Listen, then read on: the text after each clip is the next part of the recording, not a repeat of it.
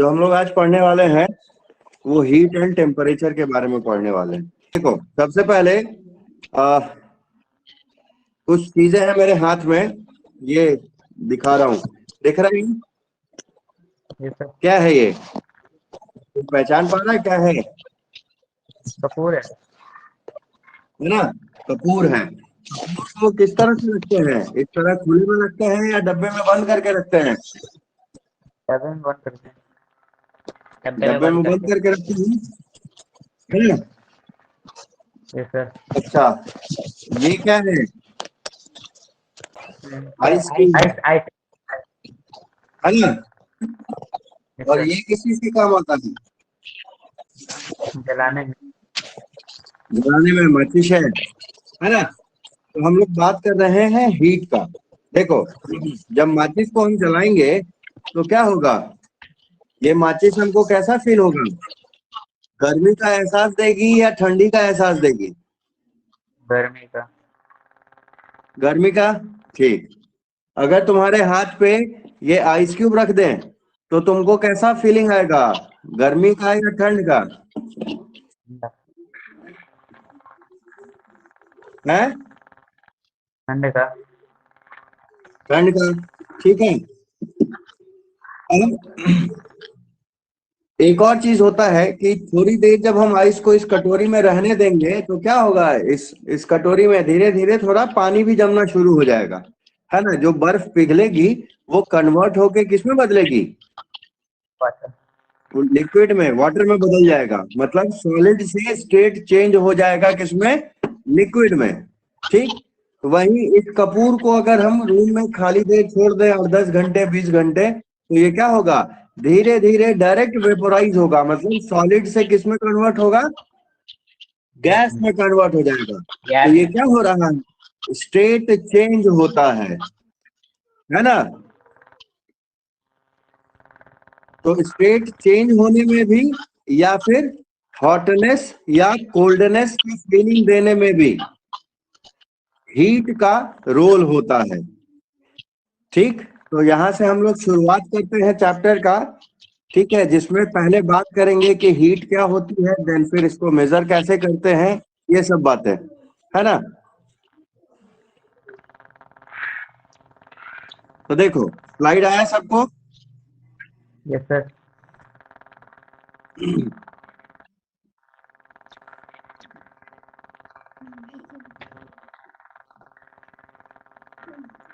देखो, हीट क्या होता है?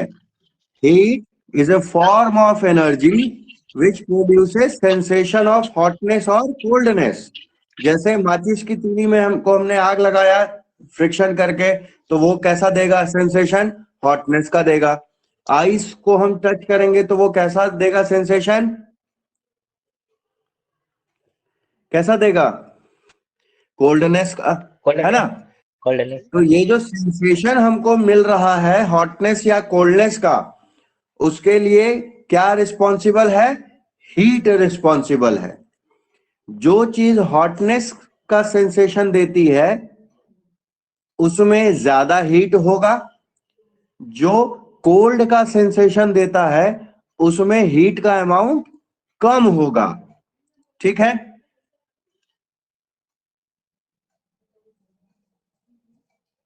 ना? तो हीट का सिंपल डेफिनेशन की बात करें तो हीट क्या होता है? Form of energy which produces sensation of hotness और कोल्डनेस। ठीक है, इसको समझने में कोई दिक्कत किसी को?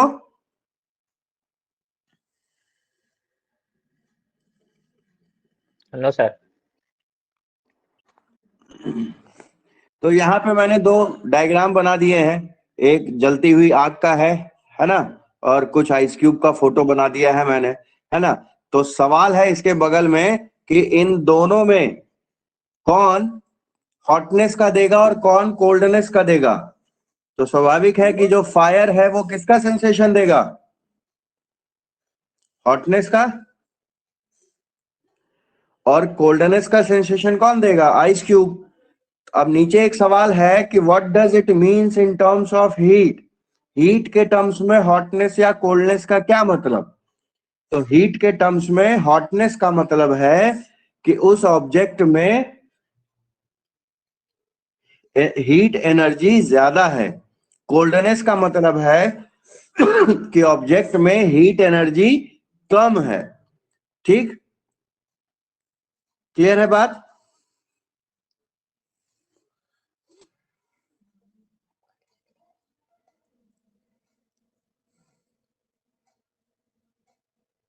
आगे बढ़ते हैं। हीट को मेजर करने के लिए हम टेम्परेचर स्केल का इस्तेमाल करते हैं। जैसे कि लेंथ को मेजरमेंट के लिए हम मीटर, सेंटीमीटर वगैरह यूज करते हैं, किलोमीटर यूज करते हैं, है ना। दूध को या पानी को मेजर करने के लिए हम लीटर, मिलीलीटर का इस्तेमाल करते हैं, एक यूनिट हो गई। उसी तरह से हीट एनर्जी को मेजर करने के लिए हम टेम्परेचर की मदद लेते हैं। टेम्परेचर का डेफिनेशन क्या होगा? It is degree of hotness और कोल्डनेस ऑफ बॉडी। ठीक है, क्या है डेफिनेशन? डिग्री ऑफ हॉटनेस और कोल्डनेस।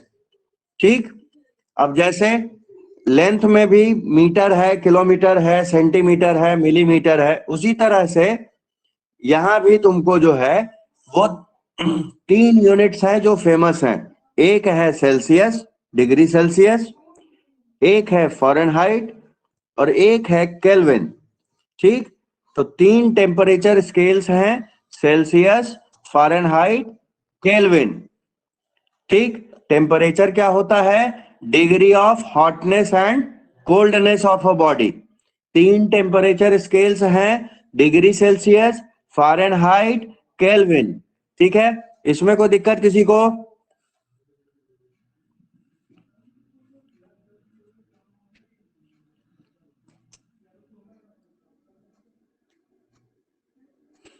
कोई कुछ बोलेगा नहीं तो मेरे को समझ में नहीं आएगा कि तुम लोगों को समझ आ भी रहा है कि नहीं।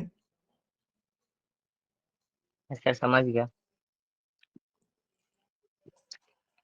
चलो नेक्स्ट आते हैं। ये 3 थर्मामीटर का फिगर बना रखा है जिसके थ्रू तीनों टेम्परेचर स्केल में कुछ पॉइंट्स मेंशन किए हुए हैं। जैसे फ्रीजिंग पॉइंट ऑफ वाटर, तो डिग्री सेल्सियस में बात करें तो वो होता है 0 डिग्री। 0 डिग्री पे वाटर जो है वो आइस में कन्वर्ट हो जाएगा। फ़ारेनहाइट में बात करें तो यही होता है कितना? 32 डिग्री फ़ारेनहाइट। और अगर केल्विन में बात करें तो ये कितना होता है? 273.15 केल्विन। ठीक है, तो अलग अलग टेम्परेचर स्केल में वैल्यू अलग अलग है। बॉइलिंग पॉइंट ऑफ वाटर की बात करें तो सेल्सियस में 100, फ़ारेनहाइट में 212, 212, और यहाँ 373.15 केल्विन। ठीक है, इन तीनों में एक चीज सिमिलैरिटी दिखेगी कि 0 से 100 में 100 का डिफरेंस है ना। यहां भी देखो तुमको ये 100 का डिफरेंस दिख रहा है। ठीक, अब देखो यहां हमको ध्यान ये रखना है कि ये दोनों जो पॉइंट्स हैं टेम्परेचर के, बॉइलिंग और फ्रीजिंग पॉइंट्स, उनको याद रखने की जरूरत है। बॉइलिंग पॉइंट जो है और फ्रीजिंग पॉइंट कितना कितना है सेल्सियस में? 100 और 0। फ़ारेनहाइट में 212 और 32, और उसमें केल्विन में 373 और 273, है ना। और नोटिसेबल बात क्या है कि सेल्सियस वाले में और केल्विन वाले में जो बॉइलिंग पॉइंट है और जो फ्रीजिंग पॉइंट है उसमें डिफरेंस कितने का है? 100 का है। ठीक है, तो इससे फायदा ये होता है कि कहीं पे अगर तुमको डिग्री सेल्सियस लिखा हुआ है तो यूनिट हम चेंज कर सकते हैं, केल्विन में सीधा रिप्लेस करके लिख सकते हैं। ये बात अभी इस चैप्टर में, इस लेक्चर में आगे मिलेगा एक जगह कि अगर हम डिग्री सेल्सियस को रिप्लेस कर दें यूनिट से तो डिग्री केल्विन से सीधा सीधी वो रिप्लेस हो जाएगा, कोई फर्क नहीं पड़ेगा। ठीक है, अब आगे बढ़ते हैं। ये इंपॉर्टेंट फॉर्मूला है कन्वर्जन के लिए कि अगर सेल्सियस में दिया है तो फ़ारेनहाइट में कैसे बदलें। फॉरेनहाइट में दिया है तो केल्विन में कैसे बदलें, तो ये जो है वो ग्रीन से जो शेडेड है, सर्कल्ड है, वो जो है वो मेन फॉर्मूला है। C/5 is equals to F-32/9 और इक्वल टू K-273/5। ठीक है, ये मेन टेम्परेचर स्केल का क्या, -C/5 या C/5? नहीं C/5 वो लिखने में हो गया था, काटना पड़ा था उसको, वो बाद में है ना, उसको इग्नोर करो, है ना। C/5 equals to F-32/9 equals to K-273/5। ये मेन फॉर्मूला है। इसी में हम इन दोनों की बात करते हैं। तो इन दोनों को अगर हम आपस में रिलेट करेंगे तो हमको एक बार सेल्सियस का वैल्यू मिल जाएगा अगर फॉरेनहाइट दिया है तो, और हमको अगर सेल्सियस दिया है तो उस वैल्यू से हम फॉरेनहाइट को कैलकुलेट कर सकते हैं इन दोनों फॉर्मूले की मदद से, जो कहां से मिला है, यहीं से मिला है। ठीक है,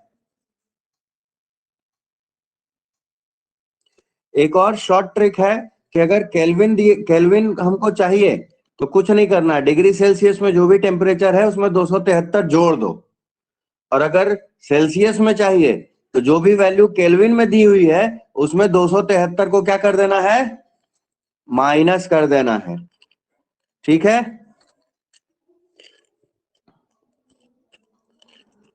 क्लियर है। Yes sir. चलो, तो ये फॉर्मूला जो है वो याद रखना। ठीक, अब इन्हीं फॉर्मूले पे जो है वो कुछ क्वेश्चंस प्रैक्टिस करेंगे हम लोग। तो अभी तक जितना चीज पढ़े ये पूरा एक स्लाइड हो गया, ये नोट्स का एक पेज हो गया तुम्हारा, ये इतना हम लोग देख लिया अभी। अब आगे बढ़ते हैं न्यूमेरिकल पे। पहला है कि 0 डिग्री फ़ारेनहाइट को डिग्री सेल्सियस में कन्वर्ट करना है।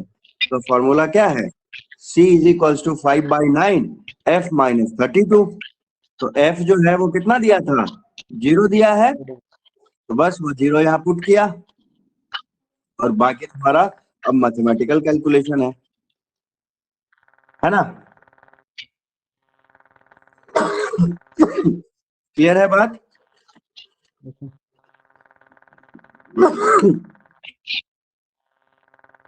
क्लियर है ये वाला।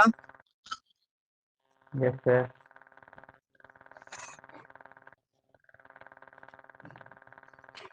आगे बढ़े। Yes sir. यार ये कोई चैट में मत मैसेज किया करो, मुंह से बोल के बोला करो। लक्की, इतनी को मोबाइल है, हम क्या क्या देखें। चलो दूसरे क्वेश्चन पे आते हैं। 86 फ़ारेनहाइट को कन्वर्ट करना है किस में, सेल्सियस में भी और केल्विन में भी। तो पहले तो इस फॉर्मूला की मदद से कन्वर्ट कर लेंगे। F की वैल्यू जो है 86 दिया हुआ वो पुट कर देंगे, है ना। सॉल्व करेंगे तो हमको ये 30 डिग्री मिल जाएगा, है ना। और फिर जैसे ही डिग्री सेल्सियस में वैल्यू मिला उसमें 273 ऐड कर देंगे तो हमको केल्विन में आंसर मिल जाएगा।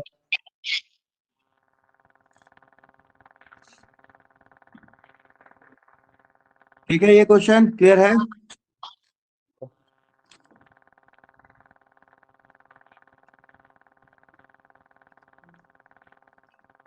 ये क्वेश्चन क्लियर है। Yes sir.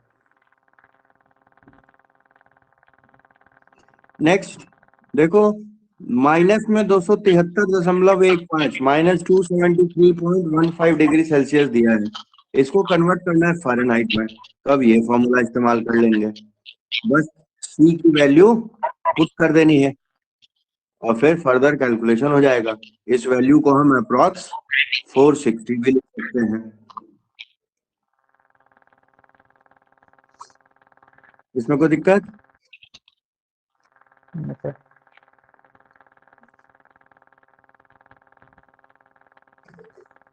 चलो आगे देखो, ये क्वेश्चन देखो, इसमें क्या दिया है, determine temperature in degree Fahrenheit that translate into same value in degree Celsius. मतलब फ़ारेनहाइट में वो क्या टेम्परेचर होगा जो बराबर उतना ही वैल्यू का होगा डिग्री सेल्सियस में भी, है ना। मतलब ये चीज है ना, ये गिवन है, ये इसी के दम पे हम कैलकुलेट कर लेंगे यूजिंग दिस फॉर्मूला। हमको क्या करना है इस फॉर्मूला में, सी की जगह एफ पुट कर देना है, तो अब हमको एलएचएस और आरएचएस दोनों में एफ मिल जाएगा। उसको फिर नेक्स्ट स्टेप, ये 9 से लेफ्ट वाले एफ को मल्टीप्लाई करेंगे तो 9f मिल जाएगा। इधर क्या बच जाएगा, 5f, और माइनस में 32 है, उसको 5 से मल्टीप्लाई करोगे तो 160 हो जाएगा। देन वो यहाँ कैलकुलेट हुआ, 5f को इधर ले गए तो 4f बचा, तो सिर्फ f क्या हो जाएगा, माइनस में 40 डिग्री फ़ारेनहाइट। ये कैलकुलेशन क्लियर है? yes sir, चलो अब आगे बढ़ते हैं। अब देखो, अब है कि लोहे की पटरी वगैरह देखी होगी, पहले एक एग्जाम्पल पे आते हैं फिर बात करेंगे आगे।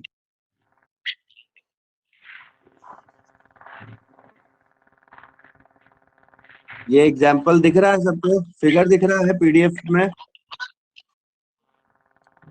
yes sir, 3 एग्जाम्पल्स हैं यहाँ पे। पहला एग्जाम्पल है ये रेल की पटरी वाला, जिसमें रेड मार्क से जो है वो ये दिखाया गया है, जो पटरियों में कुछ कुछ मीटर्स के दूरी पे थोड़ा सा गैप छोड़ दिया जाता है।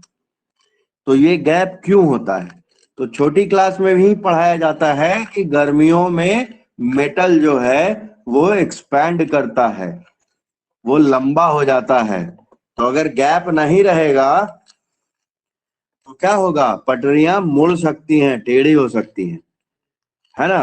तो कुछ कुछ दूरी पर जो है वो इस तरह के गैप जो है वो छोड़ दिए जाते हैं, ताकि जब पटरी लंबी भी होगी तो इन गैप के कारण वो एक दूसरे को टच नहीं करेगी, ठीक है, और पटरियां जो है वो मुड़ेंगी नहीं। एक और चीज है कि अगर कांच की बोतल में कॉर्क फंस जाए तो कैसे निकालें, तो उसको निकालने का तरीका है कि उसको गर्म करें। गर्म करने पे ग्लास क्या होगा, कांच क्या होगा, एक्सपैंड करेगा, थोड़ा सा ढीला हो जाएगा, और फिर कॉर्क हम इजीली निकाल सकते हैं। दूसरी बात, तीसरी बात, ये जो घोड़ा गाड़ी या टमटम देखोगे उसमें देखोगे कि लकड़ी के पहिए पर ये मेटल का जो है वो चढ़ाया जाता है रिम ऊपर से, और ये रिम का साइज जो है, मैंने कोशिश किया है फिगर को बनाने का ठीक से, रिम का साइज जो है वो पहिए से थोड़ा सा छोटा रखा जाता है। छोटा इसलिए ताकि वो उससे ढीला होके बाहर नहीं निकल जाए। अब है बात की इस आयरन का रिम जिसका साइज छोटा है उसको इस पहिए पे कैसे चढ़ाएं, तो क्या करते हैं, इस आयरन रिम को जो है वो गर्म करते हैं, खूब गर्म कर देते हैं, जिसके कारण ये क्या होता है, एक्सपैंड हो जाता है और इसका साइज व्हील के साइज जैसा या उससे हल्का बड़ा हो जाता है। उसके बाद उसके ऊपर रख के उसको ठोक ठोक के फिट कर देते हैं, और फिर उस आयरन रिम को ठंडा किया जाता है। ठंडा होते ही वो क्या होगा, वापस से अपने ओरिजिनल लेंथ, ओरिजिनल शेप में आ जाएगा, है ना। जिसके कारण क्या होगा, वो इस लकड़ी के पहिए पे पूरी तरह बढ़िया से जकड़ के फिट हो जाएगा, ठीक। तो इन तीनों एग्जाम्पल में हम क्या देख रहे हैं कि हीट एनर्जी सप्लाई करने पर ऑब्जेक्ट का लेंथ जो है, बॉडी का लेंथ जो है वो क्या, या साइज जो है वो क्या हो रहा है, चेंज हो रहा है, एक्सपैंड हो रहा है, बढ़ रहा है, यही ना हो रहा है। तो ये फिनोमेना कहलाती है थर्मल एक्सपेंशन। गर्मी के कारण साइज का बढ़ जाना क्या कहलाता है? थर्मल एक्सपेंशन कहलाता है, जो हमारा अगला टॉपिक है। तो इसके इंट्रोडक्शन में मैंने लिख भी दिया है कि almost all solids are found to expand with rise in temperature. लगभग सभी सॉलिड एक्सपैंड करने की टेंडेंसी रखते हैं अगर टेम्परेचर बढ़ाया जाए तो। ठीक है। अब है कि ऑब्जेक्ट लीनियर हो सकता है ना, मतलब 1 डायमेंशनल हो सकता है, 2 डायमेंशनल हो सकता है, या 3 डायमेंशनल हो सकता है। तो जो एक्सपेंशन होगा वो लेंथ में हो सकता है, सरफेस में हो सकता है, वॉल्यूम में हो सकता है। तो अगर लेंथ में एक्सपेंशन हो रहा है तो वो कहलाएगा सिंपली लीनियर एक्सपेंशन। एरिया में हो रहा है तो कहलाएगा वो सरफेस एक्सपेंशन, है ना। और अगर वॉल्यूम में हो रहा है तो वो कहलाएगा वॉल्यूम एक्सपेंशन या वॉल्यूमेट्रिक एक्सपेंशन। ठीक है। तो लीनियर एक्सपेंशन को हम डिटेल से पढ़ लेते हैं। सिमिलर कैलकुलेशन होता है सरफेस और वॉल्यूम में। तो सबको मोबाइल पे दिख रहा होगा। लीनियर में देखो, पढ़ो जरा क्या लिखा है। When rod of length L is heated, मतलब कोई रॉड है जिसकी लेंथ है L, उसको जब हम हीट कर रहे हैं तो मान लेते हैं कि वो एक्सपैंड हुआ लीनियरली, उसकी लेंथ बढ़ी और नई लेंथ कितनी हो गई? L डैश हो गई। ठीक। और टेम्परेचर में राइज कितना हुआ? डेल्टी अमाउंट का हुआ, है ना। तो इंक्रीज इन लेंथ कितना हो जाएगा? L डैश माइनस L, नया लेंथ माइनस पुराना लेंथ, यही ना होगा। तो ये जो इंक्रीज इन लेंथ है L डैश माइनस L, वो प्रोपोर्शनल होता है किसके किसके? ओरिजिनल लेंथ के, साथ ही साथ राइज इन टेम्परेचर के। ठीक है। जब इन दोनों को हम मिलाएंगे तो हमको ये रिलेशन मिल जाएगा कि L dash minus L proportional to L into del T. ठीक है। यही जब प्रोपोर्शनलिटी का साइन हटाते हैं तो हमको कांस्टेंट के तौर पे अल्फा यहां हम यूज करते हैं। तो हो जाएगा L dash equals to L dash minus L equals to alpha L del T. फिर इस माइनस L को इधर ले जाओ तो ये प्लस हो जाएगा, है ना। तो हमारा इक्वेशन हो जाएगा L dash is equals to L plus alpha L del T. दोनों टर्म में L और L है तो उसको कॉमन ले लो बाहर। तो अब नया एक्सप्रेशन हमारा हो जाएगा क्या चीज? L dash equals to L into 1 plus alpha del T. ठीक। ये रिलेशन याद रखना हमेशा। ठीक है। यहाँ पे अल्फा क्या है? यहाँ पे अल्फा है कोफिशिएंट ऑफ लीनियर एक्सपेंशन, जो कि डिपेंड करेगा किस पे? नेचर ऑफ मटेरियल पे। क्योंकि सभी मटेरियल का अपना अपना एटॉमिक स्ट्रक्चर है, सबका अपना अपना इंटरमोलिकुलर फोर्स होता है, तो वो डिपेंड करेगा उसके नेचर पे। ठीक है। तो ये चीज समझ में आई सबको? लीनियर एक्सपेंशन का कैलकुलेशन।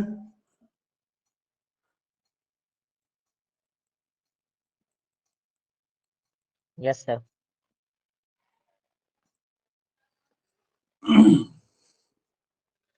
चलो अब आगे बढ़ते हैं। ये पूरा पेज जो पढ़ लिया, अब ये सेकंड पेज था। अब आगे आते हैं सरफेस और वॉल्यूम पे। तो फॉर्मूला यहाँ पे सेम रहेगा, सेम टाइप का। यहाँ क्या था? L डैश, तो वहां हो जाएगा S डैश या V डैश। यहाँ पे L है और 1 प्लस अल्फा डेल टी। तो यहाँ पे फॉर्मूला में बस सरफेस एरिया आ जाएगा, नया पुराना वाला, नया वाला और ये पुराना वाला।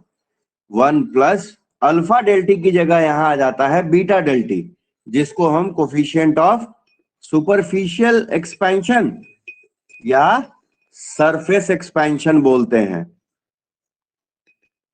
सिमिलरली वॉल्यूम के लिए V dash equals to V into 1 plus gamma del T. यहाँ गामा क्या है? कोफिशिएंट ऑफ क्यूबिकल या वॉल्यूमेट्रिक एक्सपेंशन है। ठीक,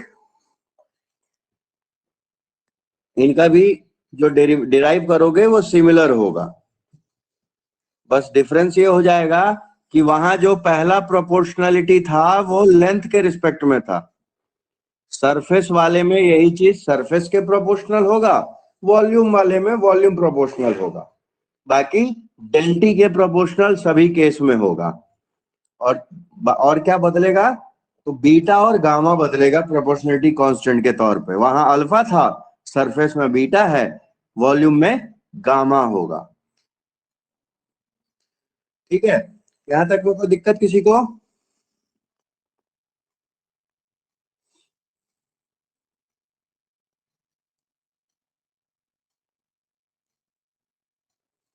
कोई दिक्कत किसी को यहां तक में?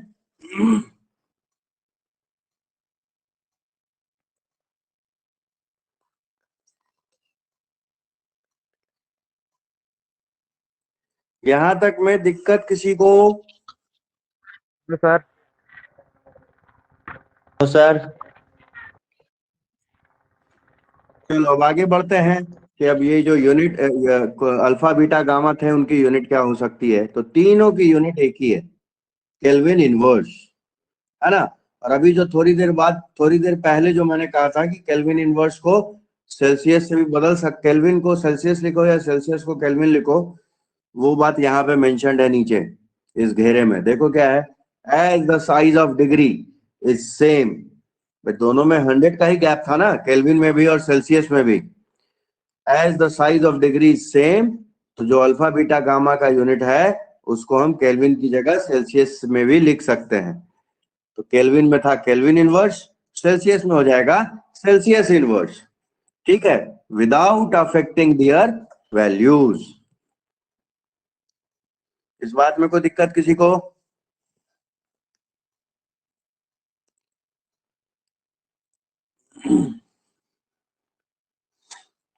इस बात में दिक्कत किसी को?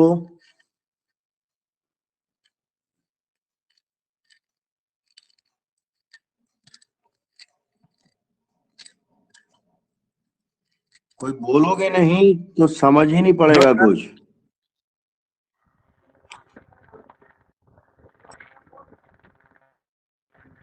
अब देखो, ये एक नोट है, इसको पढ़ लो सभी कि अल्फा बीटा गामा जो है वो किसी भी मटेरियल के लिए फिक्स नहीं होते, ये चेंज करते रहते हैं। ठीक है, फॉर एग्जाम्पल एक एग्जाम्पल भी दिया हुआ है कि गामा जो वॉल्यूमेट्रिक कोफिशिएंट है कॉपर का, इंक्रीज करता है विथ इंक्रीज इन टेम्परेचर। ठीक है, हाँ, ये 500 केल्विन से ऊपर टेम्परेचर हो जाने के बाद जो है वो कांस्टेंट हो जाएगा, लेकिन उससे पहले ये लगातार चेंज होता रहेगा।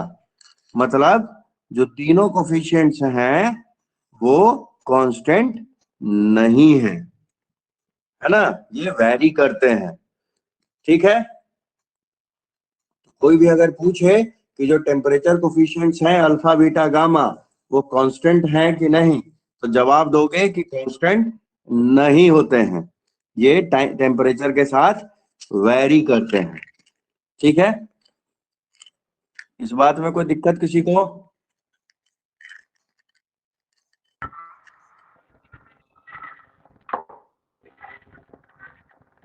अब ये रिलेशन है तीनों के बीच में, गामा इज इक्वल्स टू होता है 3 टाइम्स ऑफ अल्फा, बीटा होता है 2 टाइम्स ऑफ अल्फा।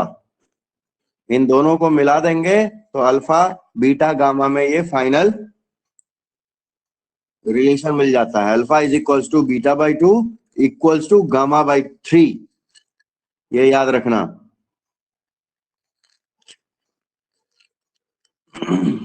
आगे बढ़े अगले स्लाइड पे।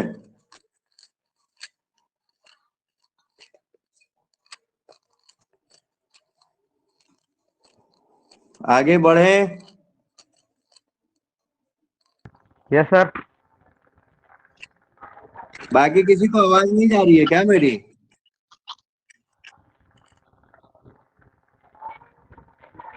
आ,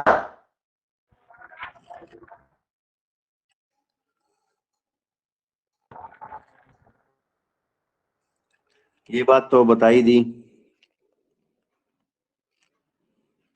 ये पूरा पेज जो बताया अभी।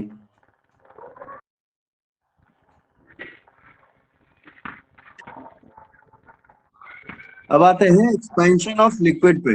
अभी जो पढ़ रहे थे वो सॉलिड मटेरियल का पढ़ रहे थे। तो ये फिगर मैंने बनाया है दूध के लिए। दूध में क्या होता है कि जब गर्म करना शुरू करते हैं तो दूध उफनने लगता है ना, और अगर ध्यान नहीं दे तो दूध जो है वो बर्तन से नीचे गिर जाएगा। यही ना होता है? Yes sir. तो लिक्विड भी क्या हो रहा है, एक्सपैंड हो रहा है। जब T1 से टेम्परेचर T2 हो जाता है तो वॉल्यूम भी V1 से बढ़ के V2 हो जाता है। यहाँ मेंशन किया हुआ है कि T2 is much greater than T1 और V2 is greater than V1। और T2 माइनस T1 जो है वो टेम्परेचर डिफरेंस है, डेल टी। अब यहाँ समस्या क्या है कि लिक्विड सर जो वॉल्यूम है कैसे वो बढ़ क्या है? जाएगा? वॉल्यूम कैसे बढ़ेगा? वॉल्यूम कैसे नहीं बढ़ रहा है? दूध तुम्हारा उफन के गिरता है कि नहीं गिरता है? Yes sir. तब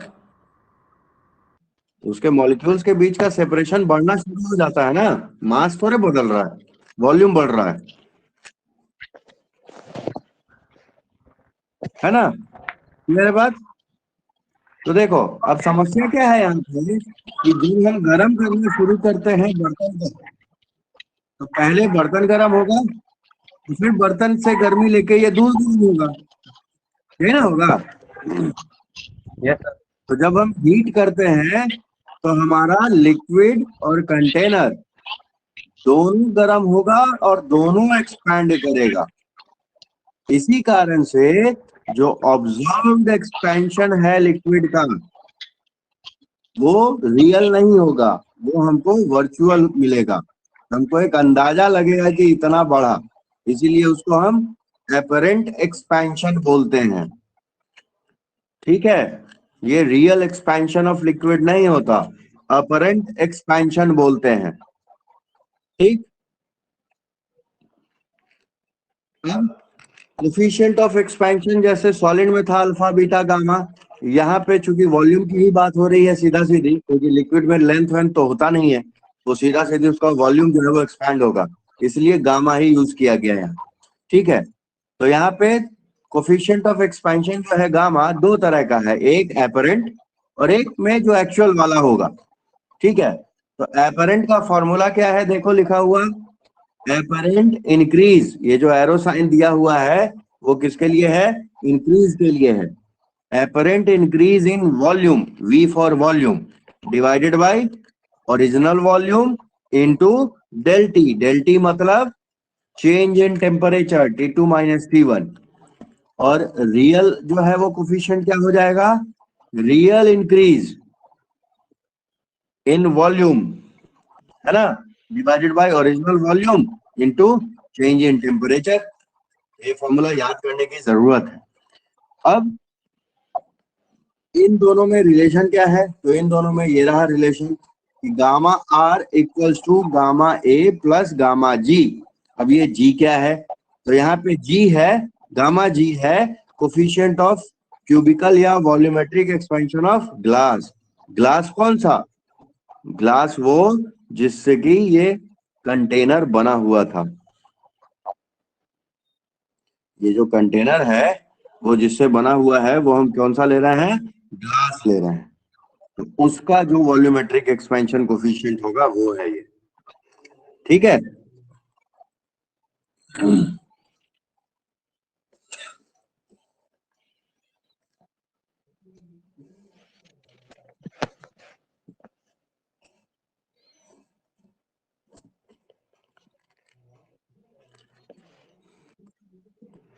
चलो अब आगे बढ़ते हैं। गामा ए एपरेंट और गामा आर रियल, दोनों का डेफिनेशन है, वो एक बार पढ़ लो खुद से।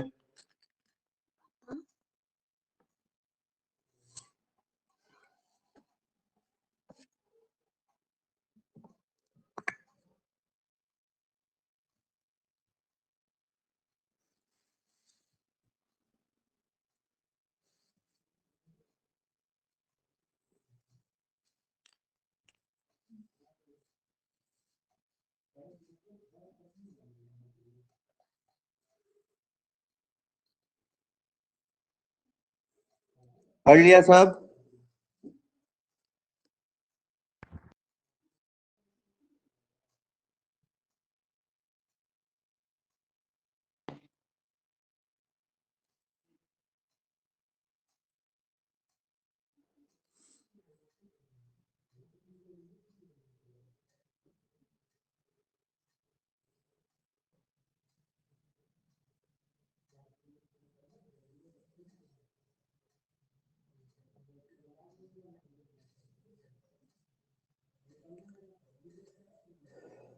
Yes, sir.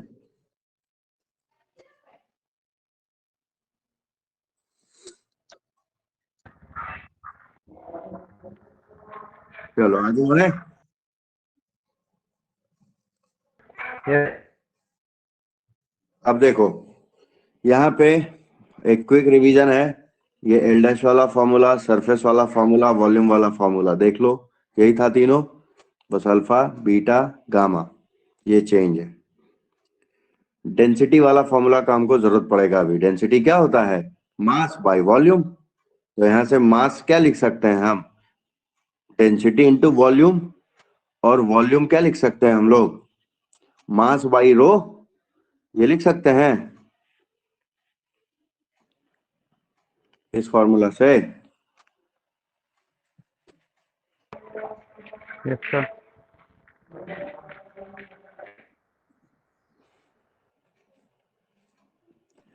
तो देखो एक डेरिवेशन है हम लोगों को, variation of density of solids and liquids with temperature. तो देखो when a given mass of solid और लिक्विड इज हीटेड, तो क्या होगा? इसका वॉल्यूम बढ़ेगा, ये इंक्रीज का साइन दिया है ना। जब वॉल्यूम बढ़ेगा तो स्वाभाविक है कि जो डेंसिटी होती है मास बाय वॉल्यूम, जब ये वॉल्यूम बढ़ रहा है तो डेंसिटी क्या होगा? घटना शुरू होगा, क्योंकि जब डिनोमिनेटर बढ़ाएंगे तो ओवरऑल रेशियो घटेगा ना, तो डेंसिटी जो है वो घटनी शुरू हो जाएगी। होगा?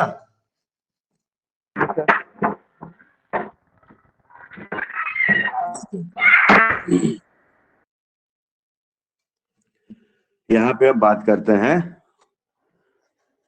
वॉल्यूमेट्रिक एक्सपेंशन वाले फॉर्मूले से।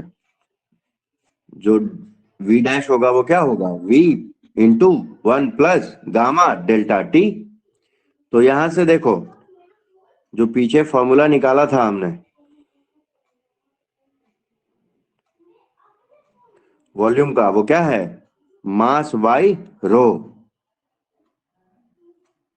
तो जो नया वाला वॉल्यूम होगा वो क्या होगा? मास तो वही रहेगा, बस रो जो है वो रो डैश हो जाएगा, नया वाला डेंसिटी। और जो पुराना वॉल्यूम है वो क्या होगा? मास बाई पुराना वाला डेंसिटी, है ना। v is equals to m by rho से हमने रिप्लेस किया है इन दोनों को, इन दोनों वॉल्यूम के फॉर्मूले को। इसमें कोई दिक्कत इस स्टेप में? इस स्टेप में कि m बाई रो डैश और m बाई रो कहां से आ गया? इसमें कोई दिक्कत? No, sir. अब देखो ऊपर का जो मास है उसको काट सकते हैं।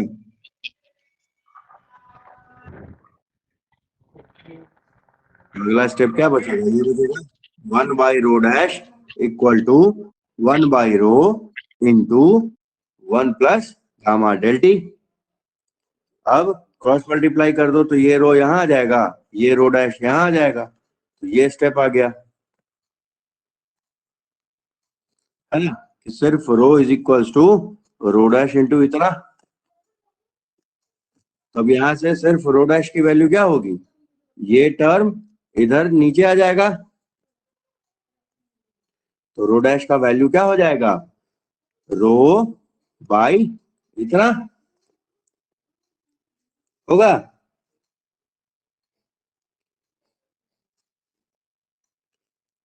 और ये 1 बाई में है, तो इसको एक्सपोनेंट के टर्म्स में इस तरह लिख सकते हैं, माइनस पावर कर दें पूरे टर्म का।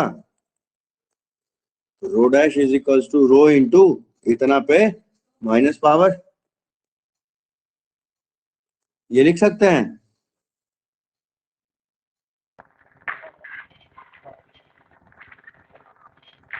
Yes sir. तो अब हम क्या करते हैं, इस स्टेप पे बाइनोमियल थ्योरम एक मैथ्स में पढ़ना होता है, उसको हम अप्लाई करते हैं, जिसके कारण जो ये प्लस साइन है वो कन्वर्ट हो जाएगा माइनस साइन में। तो हमारा रो डैश का फॉर्मूला ये हो जाएगा, रो इंटू 1 माइनस गामा डेल्टी, नया वाला डेंसिटी जो है वो हो जाएगा इतना। ठीक है,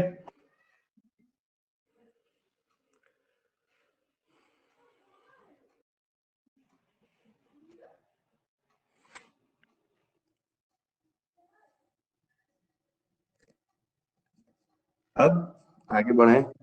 ये पूरा कैलकुलेशन हो गया, किसी को चेक करना है तो स्टेप वाइज पूरा चेक कर लो, ये और फिर ये, जल्दी से 1 मिनट में चेक कर लो।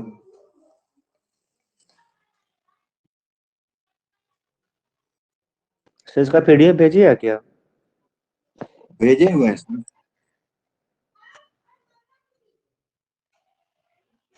रात में ही भेज दिए थे।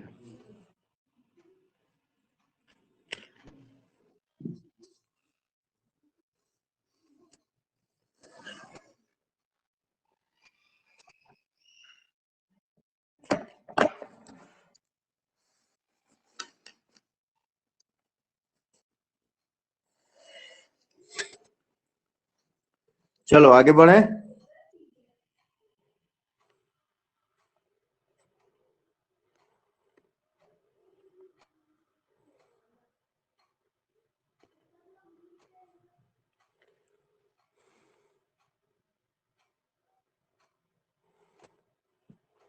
देखो ये बड़ा इंटरेस्टिंग चीज है, एक्सपेंशन ऑफ वाटर। तो ये 4 स्टेप में फिगर से समझाने की कोशिश की है मैंने, वो जल्दी समझ में आएगा। रूम टेम्परेचर पे जो भी वॉल्यूम होता है वाटर का, है ना, जैसे जैसे टेम्परेचर घटना शुरू होगा वॉल्यूम जो है वाटर का क्या होगा, डिक्रीज होगा। ठीक है, और जब टेम्परेचर 4 डिग्री पे पहुंच जाएगा ठंडा होते होते, तब जो वॉल्यूम है वाटर का उस सबसे कम होगा। जब वॉल्यूम सबसे कम हो जाएगा तो जो डेंसिटी का फॉर्मूला है मास बाय वॉल्यूम, तो जब वॉल्यूम सबसे कम हो गया तो डेंसिटी क्या हो जाएगा उस समय, वाटर का सबसे ज्यादा हो जाएगा। मीन्स पानी जो है वो 4 डिग्री पे सबसे ज्यादा भारी होगी, है ना, उसका डेंसिटी ज्यादा हो जाएगा।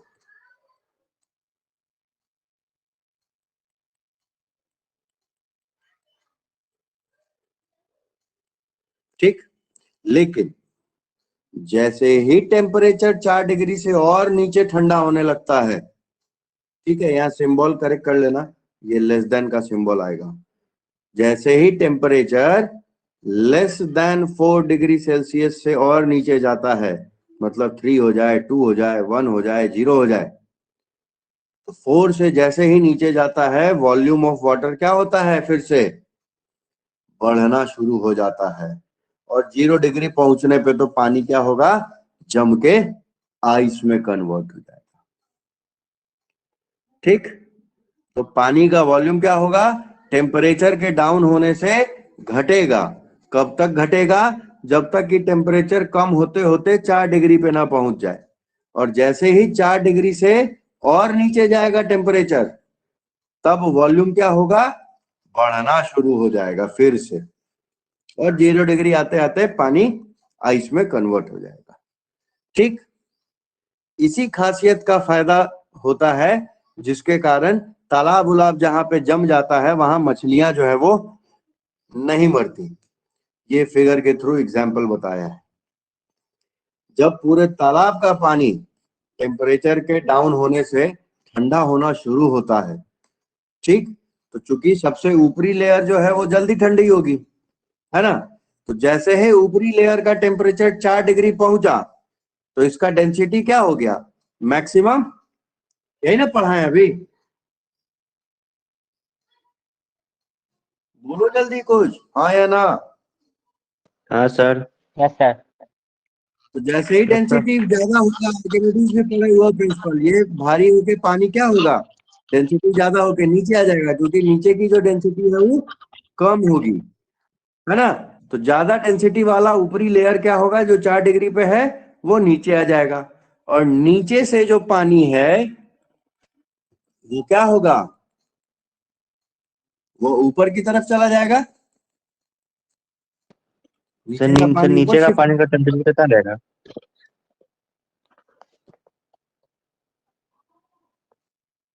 4 डिग्री जैसे जैसे एटमॉस्फेयर का टेम्परेचर डाउन हो रहा है, वैसे वैसे ऊपर का डेंसिटी बढ़ रहा है और वो नीचे शिफ्ट होता जा रहा है।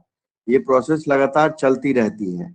एक समय ऐसा आएगा जब 4 डिग्री से टेम्परेचर और कम होना शुरू हो जाएगा, जिसके कारण क्या होगा कि ऊपर वाला लेयर जिसका टेम्परेचर 4 डिग्री से भी कम हो गया था, जैसे ही 0 डिग्री पे पहुंचेगा, ऊपरी लेयर जो होगी वाटर की वो क्या होगी, फ्रीज होना शुरू हो जाएगी।